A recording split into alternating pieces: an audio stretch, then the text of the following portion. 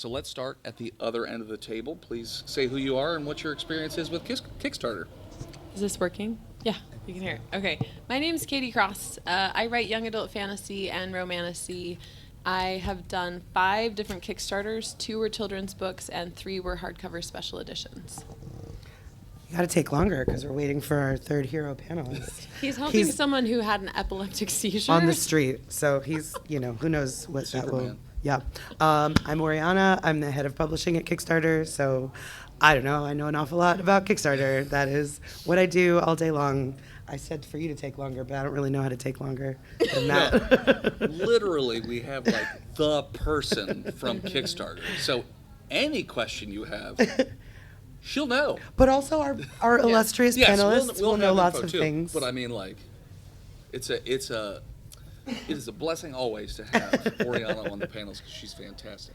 Well, and Bryce, who's not here yet, runs Wraithmarked Creative. They're, by various measures, the second or third largest publishing creator on Kickstarter. So he will also have brilliant things to say whenever he rushes in. He has a great view of the bigger campaigns, like big fulfillment, different marketing, where I'm more on the individualistic, like single person entity kind of coming at it. So between all 4 of us, we can come at it from a really roundabout way for whatever you guys might be thinking, whether you're trying to scale, whether you're just starting out. We should be able to give you some good feedback. So don't be afraid to like call out individually based on what you need, and we can kind of give you that feedback.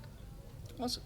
My name's Dennis Robinson, otherwise known as the world's most okayest DM, and I have done 3 Kickstarters with a 4th on the way. I do werewolf comics, and like I said, I've done 3 on there. All 3 have been successful, and I have a 4th planned in November, actually, so I have little Kickstarter cards already for it, but I'm sure we'll get to that at some point during the course of our discussion anyways. But so let's get started.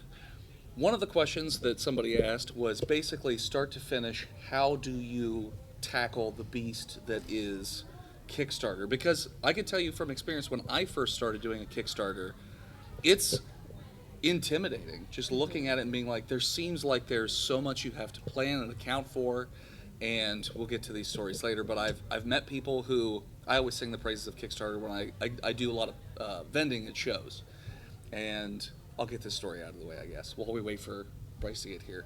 He just said 5 minutes. He did? Okay, great. So there was a gentleman and his wife that used to vend near me at shows all the time. And I would say, hey, you guys, you have to do a Kickstarter. You have to do a Kickstarter. And after months of me telling this, he goes, you know what, Dennis? I'm going to do a Kickstarter. I said, awesome.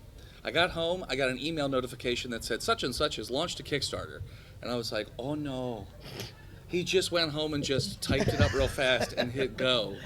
I was like, no. And then it made, I think, $200, and he canceled it like 2 weeks in. He's like, I don't understand what went wrong. I was like, you have to do a lot more planning than none at all. Unless you're like a big celebrity, you have to do. Even if you are. Even then, yeah. You have to do a lot of planning and strategy and whatnot. So let's go into that, tackling the beast from the start. Like, how, for the first time you ever do a Kickstarter, how do you plan this out and try to figure out what's the course of action? What should you do? Yeah, I'll tell you guys an overview of how it started in my company. I had a member of my team that wanted to write children's books in my fantasy world, and I said, if we're going to do this, you will be in charge of the project. We'll sign a contract, I'll give you the rights, and then I will support you with marketing. So I said, and we'd kickstart it to pay for the illustrations. So she got a book, I can't remember which one, on like running Kickstarter. She studied that one, got another one, studied it, presented me a plan. I tweaked it based on what I knew with our audience, and then I went into Kickstarter with her, and we kind of over Zoom did a screen share, if I remember right, and we went through it together and kind of talked about, use this language for my audience, this is what we're looking at. And then she went on the Kickstarter website and looked through a bunch of Kickstarters in fantasy and took notes about what she liked and didn't like, and we discussed it. And then we just put together a temporary one, like, how do we feel about this? Does it encapsulate my brand? Are we using the right colors? Is this language that converts, etc.?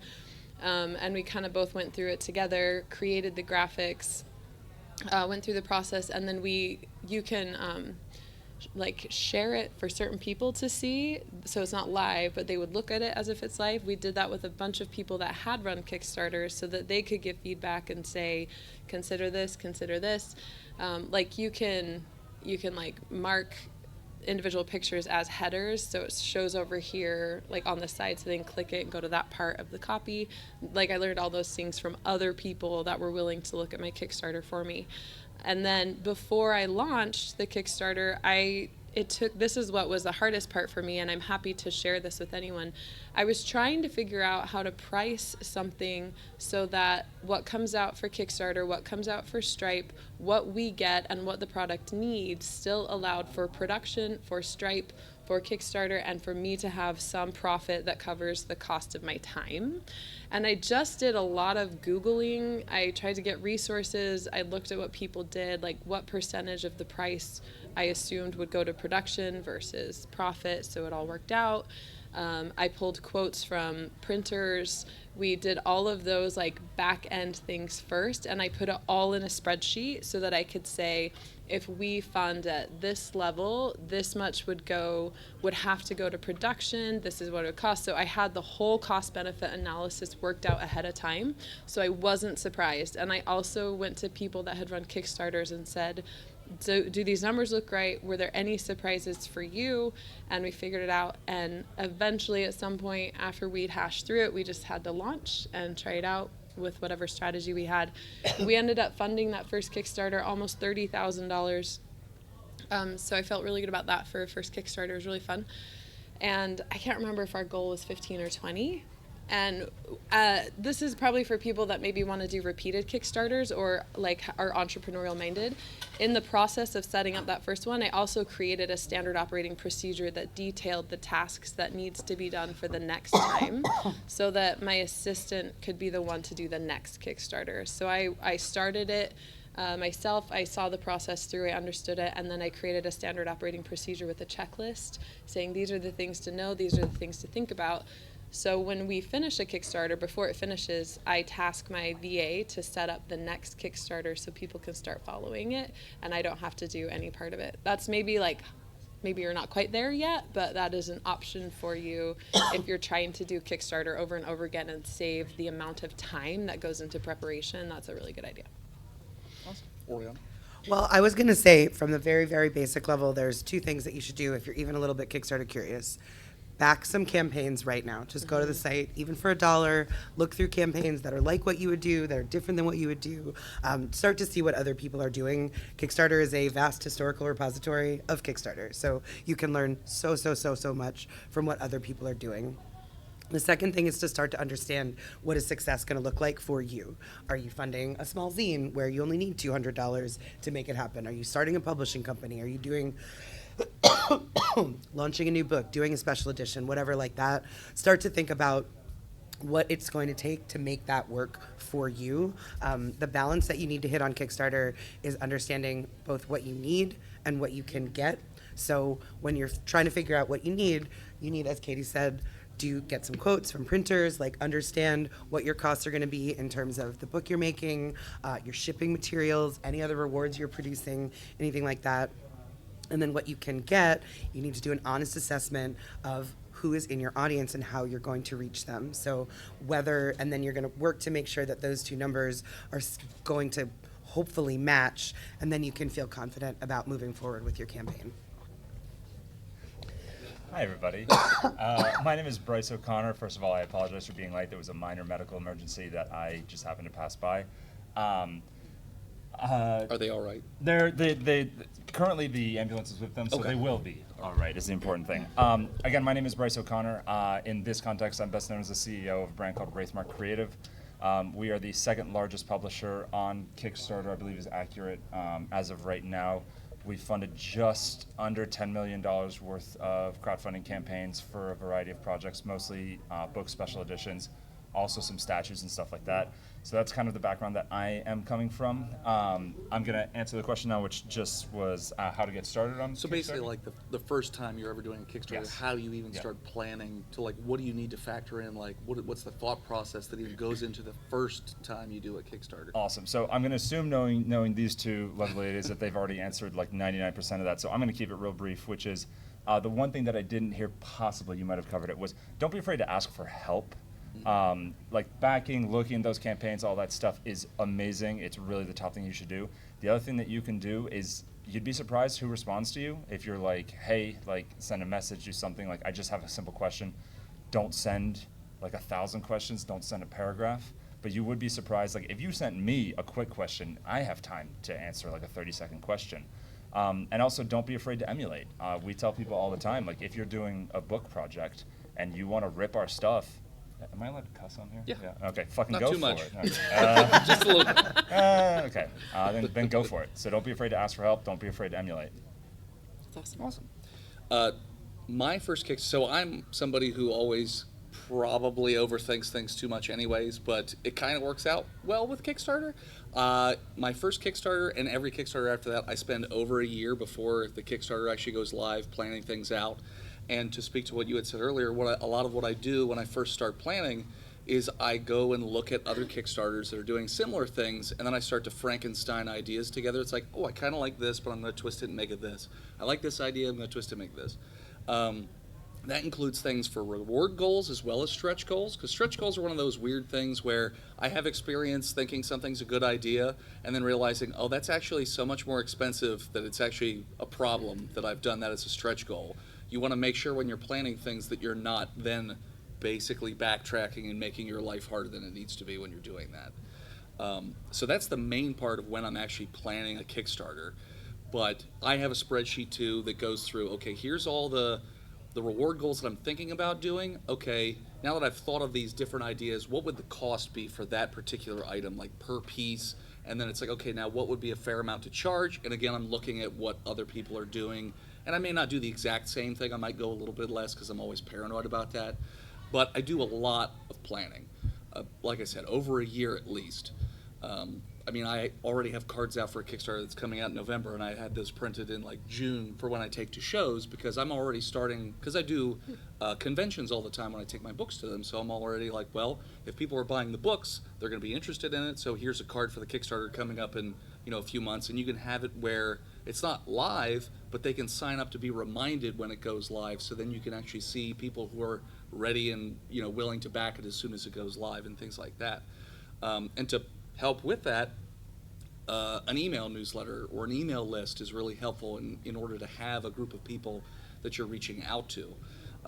So I would say the biggest part of your first time doing a Kickstarter is just taking a lot of time to do the research and understanding, like you had said, all right, who's my audience? What is a feasible amount of money that I can make? Because, if you're just getting started out, you don't have like a big following, probably don't set it at like $100,000. It's not going to work. But also don't set it so low. You've said this in years past. Don't set it so low, like $50, that you're going to make it super fast, and then you have to then deal with, okay, planning stretch goals and keeping momentum going and all that. It's one of those things where while you're working in it, you kind of find a happy medium and learning as you go what to look for. And that's what I've picked up every Kickstarter. My first Kickstarter, somebody, again, it's networking and helping each other. Somebody had shared a book with me called Kickstarter Secrets. This gentleman at the time, anyways, before Keanu got into comics and whatnot on Kickstarter, he did Code Monkey Saves the World, and I believe at the time that was the highest grossing Kickstarter for comics at the Tyler time. James? Whose book is that? I have it I have to look it up. But Well, I was Well, just I do gonna. that, yeah, I was feel just free. gonna add a comment about the funding goal, which is obviously a very important choice. I want to reiterate: Kickstarter is all or nothing funding. So that means if you set out to raise $5,000 and you only raise $2,000, you don't get any of that money. But that's actually designed to protect creative people, because during the course of the campaign, you're making a lot of promises about what you're gonna make, how big it is, how many pages, etc. So if you get to the end and you don't have enough money to actually do that thing, you've put yourself in a pretty bad spot. So when you're setting that goal, you don't want to be too too aspirational, knowing that you have to hit it, but you do want to set it as like a floor of like the minimum amount that you really do need to do this work, so you're not putting yourself in a sort of like dire straits once the campaign is over. And the person's name is Greg Pak. P-A-K. Oh, Yeah. okay, sure. He wrote a book back in 2016. So. There's too much more. Well, maybe that's comics, but Greg Pak. Yeah. Yeah, he's not on the platform anymore. Yeah. So it was a while ago. But there are two there are two authors who've written Kickstarter books, Russell Nolte and Anthea Sharp. They're both excellent. Anthea's just doing her revised edition, which she funded on Kickstarter. Right, it closed like last month, so that'll be very up to date when it comes out. Awesome. So yeah, so just looking around for books that have like Kickstarter information is helpful as well. One of the things I learned doing Kickstarter is that it's very easy to just reach out to other people who are doing Kickstarter to do cross promotion or even just ask questions, because we're kind of all in the same space. So most of the time, unless you're reaching out to a really big fish like Coffin Comics, Oh, Brian. Brian Polito, typically they're so Brian busy. Polito is such a good Yo, guy. he's fantastic. He's so nice. It's just usually they're pretty busy, so you might not hear back from them right away. Whereas like more smaller like indie creators are they might answer your questions a little faster depending on what your time need is.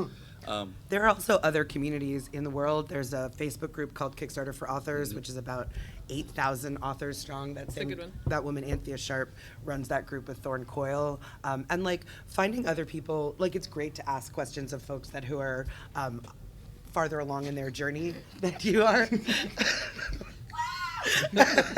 Hi, Dana. But it's also finding people who are at basically the same stage of the journey as you are. That's part of building your community. Your community isn't just the folks who are going to back your project, but also those who are going to like help you on your journey because they're doing the same kinds of things that you are. So actually, talking about asking questions, did you guys already ask like what people in here are interested I think in? Katie I did did. before I got Was here. there- That was was one. there- That was one. The first question. You don't want to ask me that question. You're gonna feel real bad. The answer is yes. And We were going to open it up to Q&A so that we can help Yeah. them directly, but a lot of it's just set up marketing. Yeah. okay, cool. Continuity Yeah, safety, I just that want to kind know of like if there was a direction. If it was Yep. comics, books, games, like Oh, did we ask that? that's what I was asking. We I didn't don't know. ask I wasn't that. here. I So, was in the so bathroom. can you guys just shout out like a few, like, are you guys comics? Are you books? Are you games? Like, what kind of stuff are you guys interested in? Comics, games, fan films, And Okay. films. board games. So Okay. games, comics. Not too many books here. Just events. Cool. Okay, Okay, wow. good. All enough. right, rad. How many I'll look books? at it. Sorry, raise your hand so we can see who's interested Books. in books. Books. Yeah. Okay. So that's why okay. I wanted, that's why I Okay. wanted to And ask. has anybody run a Kickstarter before? Okay. Okay. Cool. And is anybody like definitely planning to do it like soon? Cool. Okay, great. Cool. This is Dana Claire that walked in late. She's also a resource for you later for Kickstarter. She also runs Kickstarter as a print partner and everything. So if you have questions after, then Dana can answer some too. Awesome. So, one other thing. So, again, we're covering some general topics before. I want to leave most of the time for questions for specifically what you guys want to hear about. But the next thing I would say is, what are either the best tips or practices when it's actually going live to ensure everything's going, swimmingly, or like taking care of any issues that might pop up? I'll start with you since you seem very abrasive, like very. locked in. I said this is quick last time, but it is very quick. Talk to your backers. This is the number one thing that we have seen a lot of groups do well and then fail at and then lose trust. Just communicate with your backers at all levels. If they're commenting, try to get back to them within a reasonable time. On updates, look at questions. If there are problems with your project, and there will be problems with your project, believe me, I know, let them know. Like, you would be shocked at how like receptive people are if you're just telling them the damn truth and keeping in touch, being like, hey, I just had a project that my own signature on my own book disappeared. And we were like, hey guys, so there's 8,000 books going out that the signature is basically gone. I'm so sorry. Let's talk about how to resolve it. And we had one comment that was like, what is wrong with you, et cetera, et cetera. So just talk to your people. That is the number one piece of advice that I always give. And that was the sort of like the darker, it's true, like Kickstarter backers are extremely forgiving of delays, of issues, so long as you're transparent with them. But like there's a good side of that, which is solicit communication with your backers during the course of the campaign. And Kickstarter is excellent at sort of collapsing the boundaries between a creator and their audience. So like talk to them, ask them things, let them vote on stretch goals, let them like find out what makes them excited. You're like kind of funneling all of your most hardcore fans into this project. So like get them hype to like do it with you. I'm going to go a slightly different track that people probably are not going to say to you. one of the best ways to make sure your Kickstarter goes swimmingly is to get all of your fears and mindset issues out ahead of time so that you're not self-sabotaging out of fear in some way, or not communicating or not asking for help because you're afraid of, you have imposter syndrome, you have fear of success, you don't actually know if you can do this, you're just afraid to do it, you think that you're imposing on people, you think they don't care but they're backing for you out of pity. I tell people, like, just get a piece of paper out and write down all the worst case scenarios, write down all your fears, write down all the things you're afraid of going wrong in your Kickstarter, and get to a place where you can appreciate that this Kickstarter is you creating something with your audience together, and that creates a connection between the two of you that makes them want it more, and it makes it love them more. So when I talk to my backers, I say, I love making books with you, like, what do you want in them? And I get all that mindset and all that fear out because it absolutely colors the way that you run your Kickstarter and the way you respond to problems in your Kickstarter, and gets you to a place of, we are doing this together. I'm putting something awesome into the world. I'm making the world a better place. And so you're going to fight for it more. If that makes sense. Yeah. And oh, sorry, you. No, but I don't know if your question was more about sort of like promotion, because there's so much work that you're going to do before you launch, but the kind of like day to day of running the campaign is like. I was thinking more day to day. Yeah, so like, what are you doing each day to tell people about it?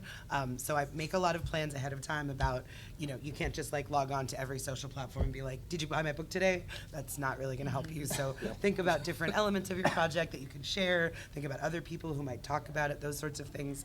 We're all watching all of the social platforms just like tank in various ways. So thinking about more creative kinds of promotion is also helpful. I've seen everything from someone who bought an actual billboard in Los Angeles to someone who wrote out QR codes in chalk on the sidewalk in Brooklyn City parks. Wow. So there are no bad tactics in promotion. Awesome. Yeah, totally. The one that picture, I think I have that picture. That's in my presentation deck. That's Yeah. present. The one thing I do, and maybe this has changed since the last time we talked about it, but like one of the main things that people notice when they're doing a Kickstarter is there's a big spike at the front, and then usually it's sort of like level for a while, and then another big spike at the end. One of the things that I do, a couple of things to try to combat that a little bit.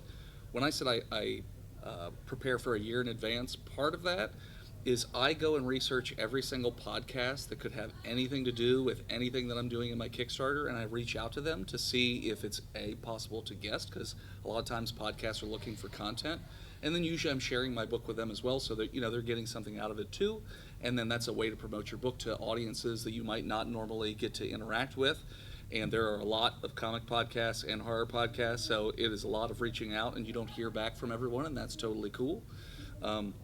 The other thing I do is I literally reach out to every single human being that I know that I have in my social media and my phone, and I'll just reach out to each one of them and say, hey, I don't know if you saw, because you're not always on social media all the time, but I'm doing this Kickstarter. If you could support it in any way, shape, or form, that's great. If you don't have the money, that's fine. Even if you just tell somebody about it, I'd appreciate it. And then, sometimes I'll ask follow-up questions, and usually I end up keeping my progress pretty steady throughout the entire, because I'm not messaging everybody in the first day, because it's too much. But that helps throughout the year. And then to speak to if anything goes wrong, putting out those updates. And people actually can request updates now, I've seen, where it'll say at the top of your banner when you log into Kickstarter, such and such has requested an update. And you just put a quick update. And like you were saying, they're super receptive. They just want to be kept in the loop that everything, like you have a plan, that there's something going on, that you actually care. There's a story that I've heard told a few times that, and I don't remember the name of the project, which is probably for the best, but this person had written a book. They did a Kickstarter, very popular, and then they just had basically a mental breakdown where they just didn't want to do it anymore. And so people kept messaging them, where are the books? Where are the books? And nothing. And then eventually he started posting pictures of him burning the boxes of books and said, every time somebody messages me, I will burn another box of books. Gosh. And what ended up happening was backers had to reach out to him and say, we will ship these for you. Don't do that. And that's what happened. Backers went to his house, picked up the books, and shipped them for him. And so It's not like normal. no, that's guys. not normal at all. That's not But- something that happens But regularly. it's one of those things where just keep in contact and just be honest with how things are going. Constant, simple contact is all that's required. Once a month, even we have messages that go out. My team, I do exactly 1% of the work, and that's to come to cons and pretend like I do anything. we have a kind of a go-to message that's like, hey, nothing has changed. Just letting you guys know, nothing has changed. That's an update. Like, that is better than doing nothing. It's letting you guys know, hey, we're still thinking about this. We still have eyes on it. Nothing has changed, but we're keeping you in touch with it. So just like constant, quick stuff like that. And when I say constant, I mean like once a month. I don't mean like. I was gonna say it's good practice from the end of the campaign till all the books are in people's hands to message about once a month. But you can also you can use those messages to recommend other Kickstarter campaigns, talk about other things in your company or your creative practice. But yeah, do make sure that people know what's going on, and then they're not gonna mind if you come back and you're like, it's actually gonna be an extra 2 weeks. This thing happened with the tip-ins, blah blah blah. 4 months. Yeah, during the Kickstarter, typically I'll put, I'll do updates where if there's some milestone we hit. But like I said, I also reach out to any similar Kickstarters that are going. I'm like, hey, do you want to do some cross promo? And then when I put an update, it'll be like, here are these other really cool projects that you can check out. And I'll write up a blurb based on, I'll check out their Kickstarter. I'll usually back it, and then I'll write up a blurb. I'll take images from their Kickstarter to put in there too, so people can see them. And then I found that that's not always how that works the other way around. So what one person did that I found this year that I'm going to do is they wrote a press packet where it's just literally copy and paste this information into the update, and here are the images for you, so you don't have to do anything extra. But that's super helpful, because a lot of times we end up sharing backers that way, where people will find your project that wouldn't normally have found it just because they backed this other project. So I want to leave the majority of this panel for question and answers. So if you have a question, feel free to come up to the microphone so everybody can hear it, and just feel free to get in line right behind the microphone if you have a question, and we'll cover it to the best of our ability. Yeah. First one. Hello. Hello. You're good. I'm usually loud. Okay, there we go. Okay. My question is, how important is it to grow your social media following before you start a Kickstarter? Do you actually have to have one to actually start one to be successful in it? I'm so sorry, but the light right there, I can't really look at you. It's not your fault at all. Oh, is this beautiful. better? That does help. Yeah. Okay. So Thank you. I will say, Solver. Kickstarter is designed to have an amplifying effect. So at least on the publishing side, you usually get 20 to 30% of your backings are going to come through the Kickstarter ecosystem, and the rest are coming through your own efforts. So what's happening? Oh, move the mic back, I guess. Oh, okay. Because they're filming right. Yeah, they're filming right behind. So if you can move the mic 3 feet that way. There you go. Oh, got it. The camera's right there. Yeah. Oh, yeah, that problem last time you're too, good. yeah. Hey, okay. So it is important to bring your audience to the platform first. So do you have to grow your social media following? You have to figure out where your crowd is. Social media in various social medias at various times have been primary drivers of backer conversion. That's changing all the time. So if you have a different kind of way to reach your crowd, that's fine. A mailing list is much stronger these days. Or like Dennis was saying, if you have a bunch of podcasts you're going to go on, if you have traditional media that's going to write about it, if you have not necessarily influencers, but other folks with their own audience, anything is fine. But finding your audience and bringing that to bear first is going to help everything grow beyond that. So I'll say that my email list was 50% of my conversions across 5 different campaigns. I tracked any time I shared my Kickstarter link with anyone or any social media, I had a tracking link on it, so I could look at extremely detailed data on where it tracked. I believe Facebook accounted for 10%. My email list was 50, Kickstarter was 50. Kickstarter was 50% across the board, right? So if you look at that from a data mindset, if Kickstarter's only supplying 50%, how can you supply that much more?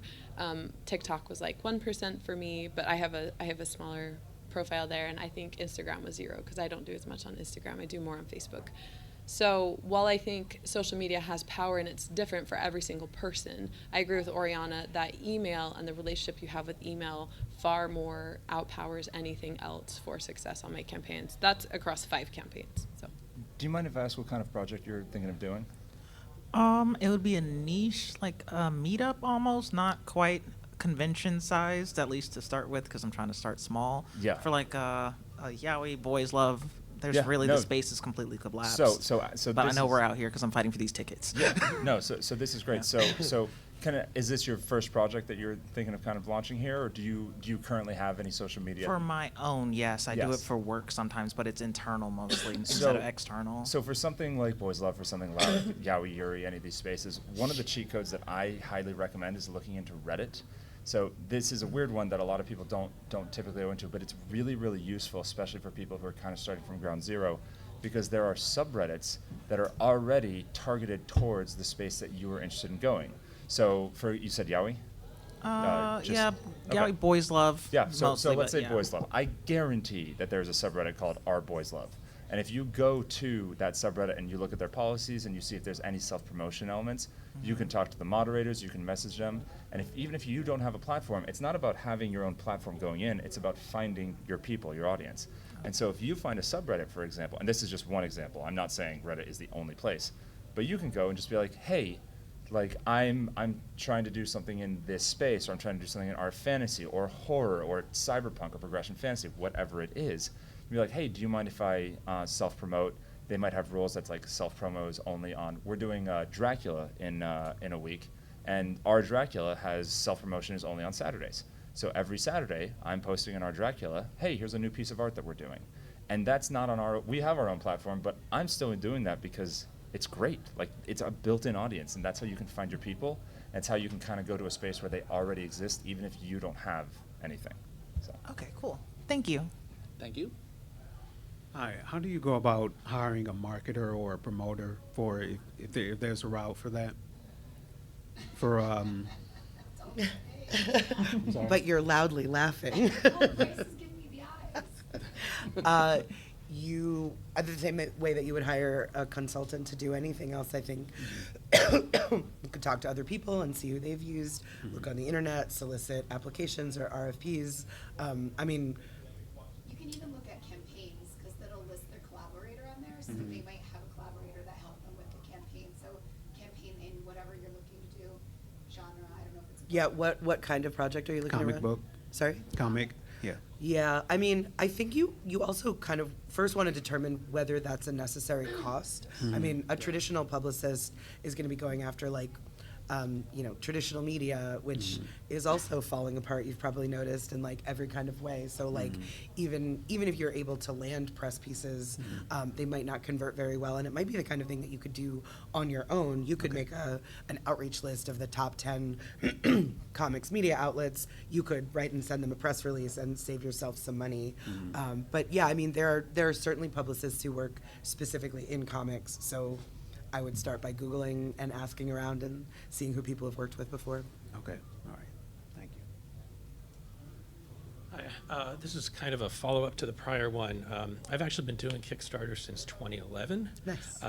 And this is sort of a follow-up and a warning, but you will get literally tens of messages every day from scammers. 99 out of 100 of them are scams. Don't answer them, report them. The one that's not is probably not even worth following up on if it's unsolicited anyway. But I want to ask, I mean, this has been something that I've complained about to Kickstarter for years and years.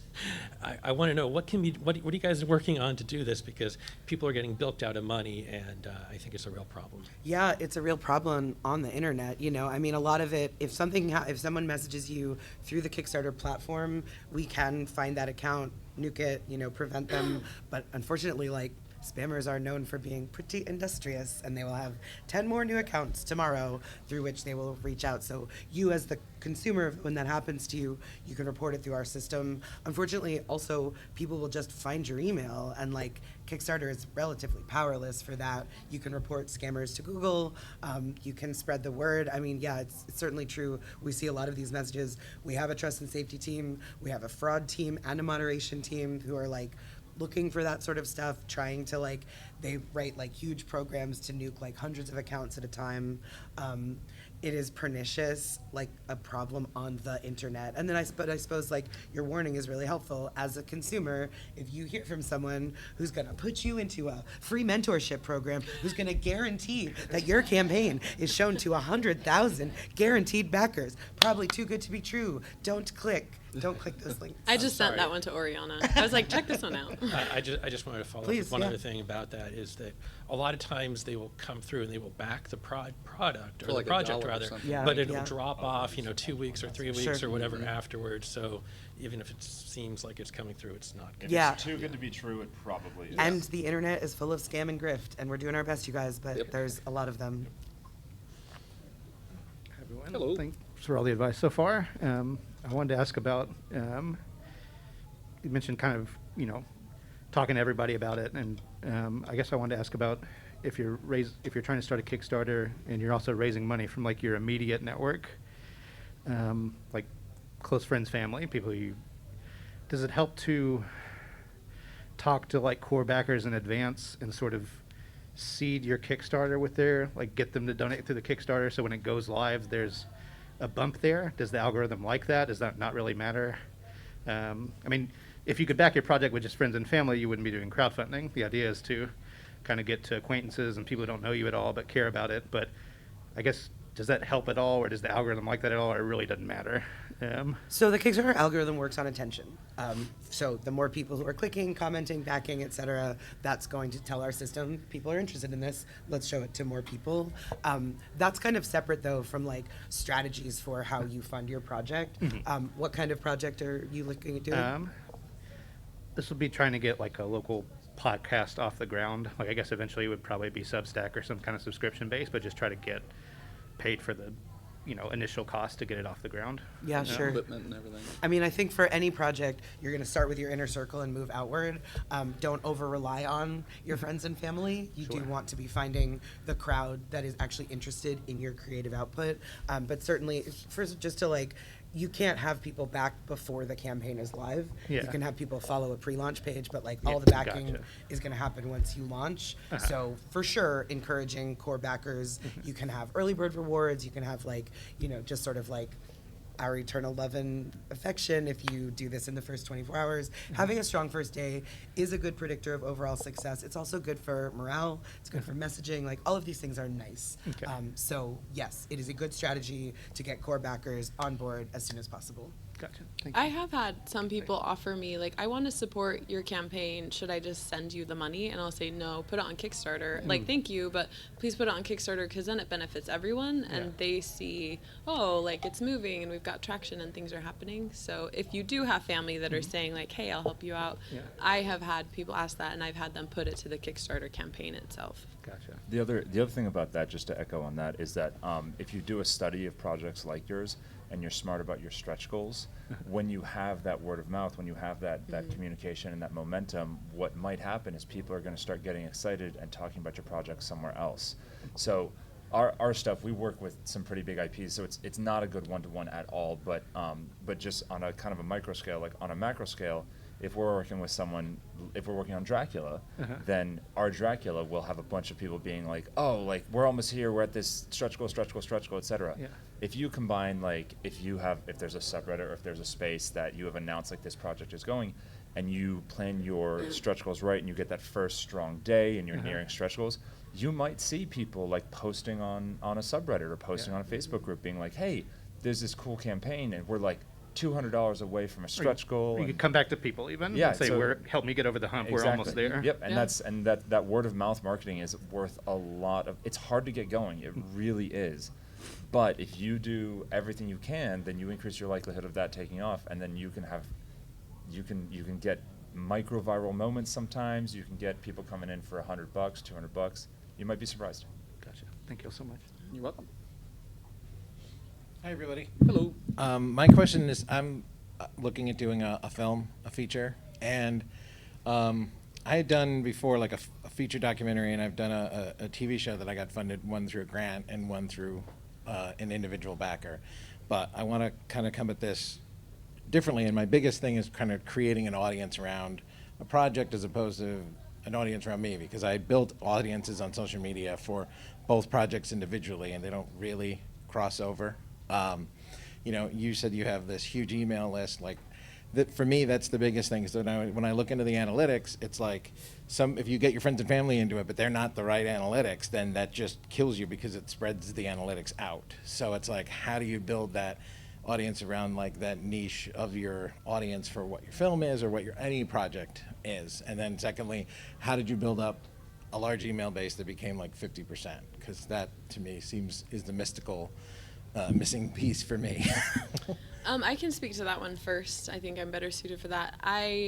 I mean, to be honest, one year I ran $500,000 in Facebook ads, and I got an email list that was 100,000 people strong.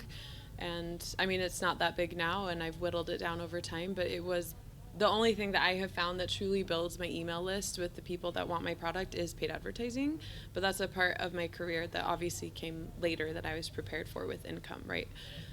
So leaning on a big email list for me came from that path. And then I learned what my audience wanted through all of that testing and stuff that came. So the product I put on Kickstarter, I knew would be supported by them because they were asking for it and we were doing it together.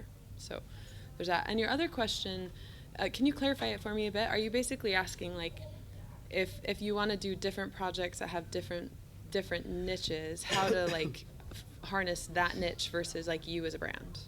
Is that what you're asking, or? Yeah, I guess so. I mean, because right now those two projects that I had created audiences for were so separate. I didn't really put it as me. One was a documentary about sustainability, and the other one was a TV show about beer. Like where, there's certainly crossover in some ways, but the audiences didn't. Like when we looked at it, and when we tried promoting about either one, nothing did anything. I mean, it seems like you're feeling the pains of branding around individual products instead of you as a brand.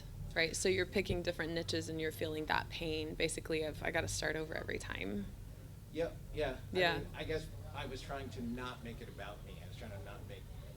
The first one I did in 2009, and the second one I did in 2018, and so they were.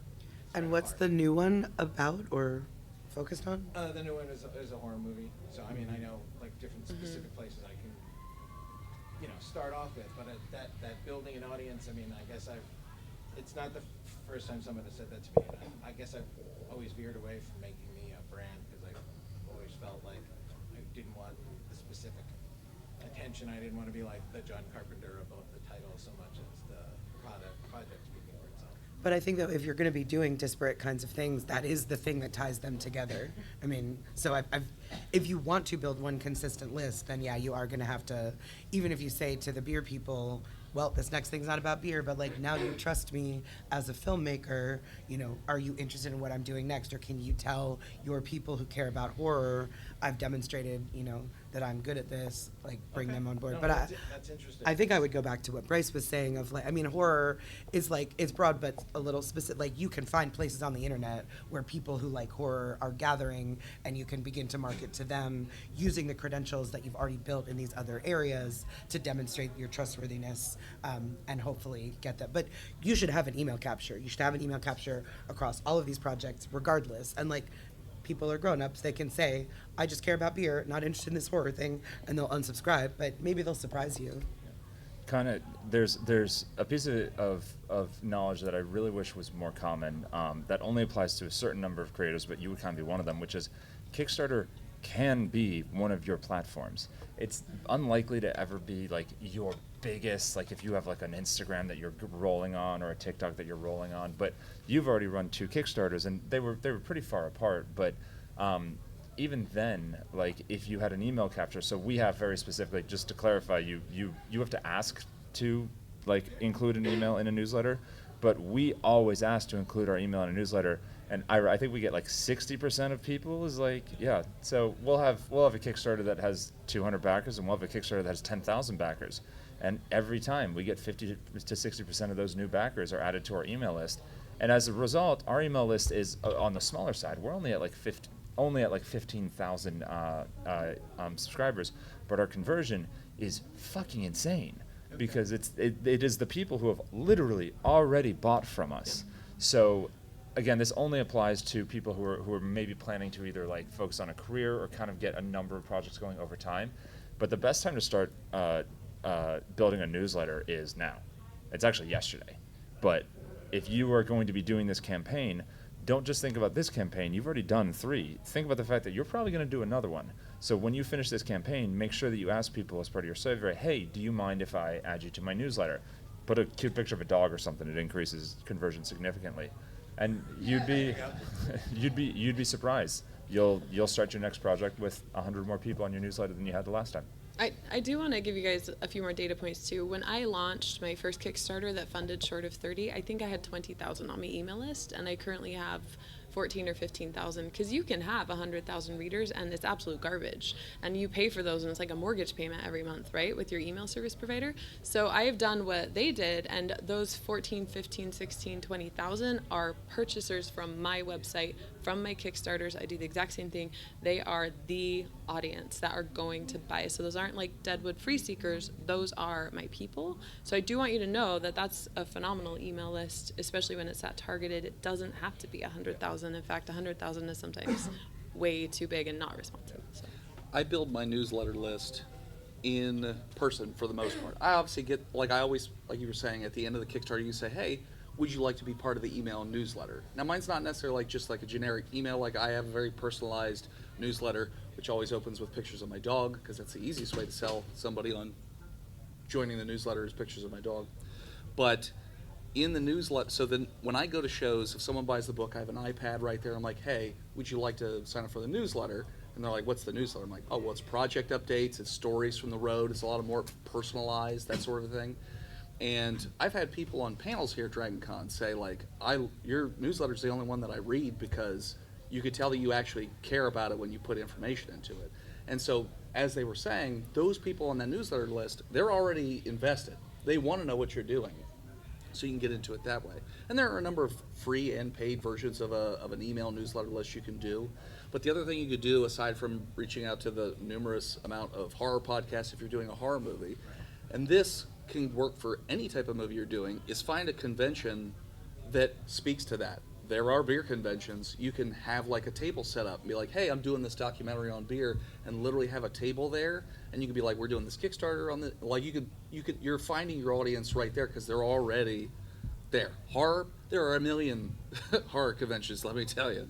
You could go there. Like, I know a ton of people who do indie horror films. They go to horror conventions and they just have a booth, and they'll either share samples of what they're working on, or they'll have the props there, or whatever it is that they're working on, and they'll build an audience that way. And you could do the newsletter or the email list that way as well. So as they've all said, it's finding your audience, but you can also just go to where that audience is. You already know they're going to be there. Like if you're going to a horror con, you got horror fans at a horror con, like they're already there. So that's another way you can do it as well.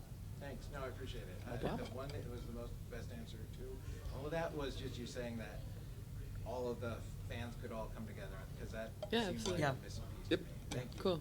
Appreciate all of it. Thank you. Hello. All right. So first, I want to say, Bryce, thank you for your update on your signature, because that was very good.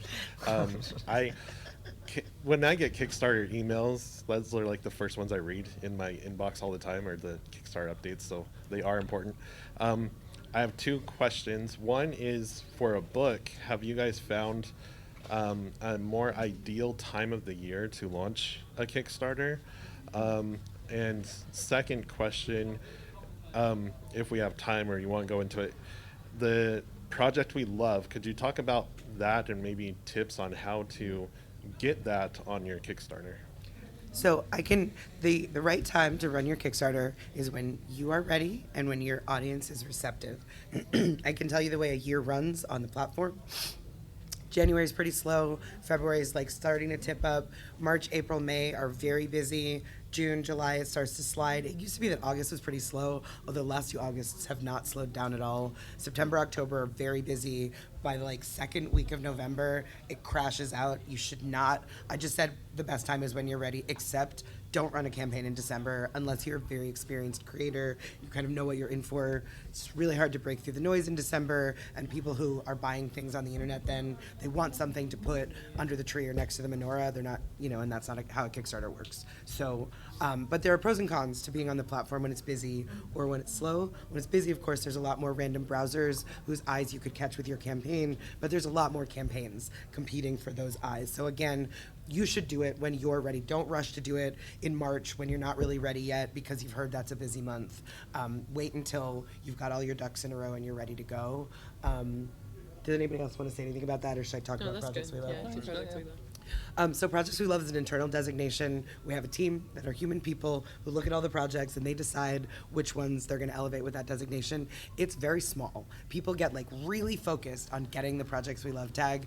Ultimately, a large percentage of your audience, as we've already discussed, is coming from off-platform to Kickstarter. And if they're not like super Kickstarter heads, they will never notice or care whether you have the PWL tag. If you have it, it's going to elevate your campaign a little bit in like search results. It's going to slot it into some of the macros and carousels around the site. But again, it's like on the margins. It's not that big a deal, and people really, really think it is. As far as what you can do to improve your chances of getting one, just make a really good campaign. Make a campaign that you're proud of, that like speaks to your audience, that has strong imagery, that's well written, rewards that make sense, like all the things that you would do anyway. And it'll either catch the eye of our team or it won't, but you'll have made a really good campaign that's going to resonate with your audience, and that's what matters the most. Cool. That's all you. Yeah. So I hope this isn't too vague, but I am a game developer, part of a small studio that's trying to become a real studio that makes games. And so I guess my question is, how do we kind of jumpstart this company and go from just a collection of friends to like a company that makes products and can feed its employees? It's a big Is that a question for Yeah. this panel? Yeah, that's a big question. God, go for it. So Can Kickstarter even do that, I guess? yeah, it can. Whether it can do it consistently is a different story. So a vast majority of my income is from Kickstarter. We are slowly moving towards direct to platform. So I can tell you it can be done. What I am going to tell you is that you should not plan on that being the way that it's done. If you have plans in place for that to be one of the avenues of success, great, that's awesome. But if you are counting on that being the thing, you are setting yourself up for failure. The way that we did it is that we essentially partnered with larger brands. We partnered with established brands by creating a product that was great. Like honestly, the one thing that I can say we do successfully is we create a damn good product. Do we create it on time? No, never. Sometimes. Never? On occasion. Yeah, sometimes. But we, what was that, Ira? My head of crowdfunding, everybody. But we create a very quality brand, and then we take that and we talk to larger IPs, larger brands about like, hey, is this something that you guys would be interested in? We started with our own thing, and it was a small thing. It was one of my books. It was a deluxe edition, and the thing that we focused on was just like, this is going to be the best thing we can make. We're not going to focus too much on like suddenly making money. Most businesses don't become solvent for 5 to 10 years. I just became solvent this year after incorporating in 2020, and we bring in a lot of money on Kickstarter, but that's the way that we did it. There are a lot of avenues and aspects that you could explore. That's one of the ways. You could try to do more of your own original IP and really lean into being successful there. That can be tricky, but there's just a lot of like stones that you could turn. That might be something you can come talk to me, because I don't know if that's like really something that applies here. Yeah. But we can chat about that in my experience and a couple other people's experience. But Awesome, thank you. yep. Thank you. Hi. In terms of like, obviously the content of a Kickstarter is very important of getting people interested in it. What are like some of the key components that every successful Kickstarter you've seen always has? Like the story, the person behind it. What kind of like components in the content of the Yeah. Kickstarter? Well, so I'm sad to say I've seen very successful campaigns that don't have all the best components. So that's not like that's a joke, but also like another thing to not get really hung up. Are you a writer? Is it a book project? I'm a marketing person. Okay. Well, I hear from writers all the time that like, I'm still revising the page. Maybe I should change the order. Maybe these bullet points should be like a little bit higher. Like, again, you want to do a good job and like include good sections, but it's not going to matter that much what order in your story section, your timeline versus your budget versus your bio sort of run in. Like, look at other campaigns. I mean, yeah, most story sections. So what kind of campaign is it? We would do a board game. Oh, okay. Well, yeah, look at other games campaigns. I know the answers for that are a little different. I know you want to have like GIFs or videos of gameplay. You want like real, not just prototypes, but like, you to demonstrate like what the game is going to look like, feel like. I know getting reviews from like folks in the indie game space can be really important. Just like look at what other folks are doing to like help kind of determine the most important sections. But really like work just as much on your promotional plan because that's going to be even bigger. And I always try to basically make the page. I try to be as creative as I can when I'm making the page and have fun with it. So my videos are super goofy and this so you could totally get away with just doing a straight to the point like this is what it is, this is what it does. I don't know any better. I can't help myself. So for the werewolf books, for instance, I do it in black and white and I get dressed up like Larry Talbot from the Wolfman, and it's like I'm interacting with like the audience. I just found them in the woods, and then like, oh, by the way, I'm doing this book, blah, blah, blah. And then like something else will happen. But every Kickstarter is a continuation of that same goofy character. Like in the second one, oh, he's being chained up in the basement by my buddy who's literally standing out in the hallway right now. And then in the third one, I wake up in the woods and my clothes are all shredded and I've got body parts all over the place. It's like, okay, maybe there's something to this werewolf thing. And so like, it's still giving all the meat and potatoes of the Kickstarter, but there's also like this fun little side story with it. So you can do something like that too. That helps to have you stick out a little bit as well and just show that you care. Like we've said before, looking at other Kickstarters, one of the things I do is I look at styles and I'm like, okay, this is what other people are doing. And then I try to make like little banners that are themed to whatever the book is that's coming out at that time. Stuff like that. These are just little things you can do to like just show your creativity and that you care. So that's really important, showing that you care. And so the answer that I was going to give to this, and there's no other question, so I'm gonna answer as well. The quality of your visual assets is going to communicate at a glance whether or not you give a shit about your own product. And I don't mean that like broadly, like there are plenty of Kickstarters that have bad quality images that people really cared about, but from a backer perspective, you're competing against products like mine, you're competing against products like Katie's. In your case, you're competing against Brandon Sanderson and a ton of other stuff. And you don't need Brandon Sanderson level assets. Let's just make that clear.